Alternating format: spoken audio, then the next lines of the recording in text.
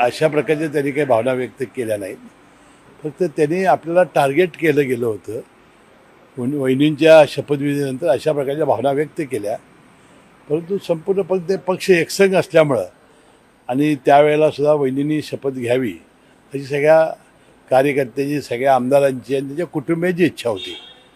त्यामुळं त्यावेळेला ह्या दोघांना फक्त टार्गेट करण्याचा प्रयत्न करण्यात आला. याबद्दलची खंत त्यांनी व्यक्त केली, हे खरं आहे. अर्थ खात्यावरून सुद्धा एक वाद निर्माण झाला. नाही, अर्थ खातं हे आमचं होतं. यापूर्वी नवीनच सुनेत्रा वहिनी अध्यक्ष म्हणजे उपाध्यक्ष उपमुख्यमंत्री झाल्या होत्या आणि बजेट येणार होतं, त्यामुळं ते नंतर देतो असं सांगितलेलं होतं. अद्याप ते मिळालं नाही.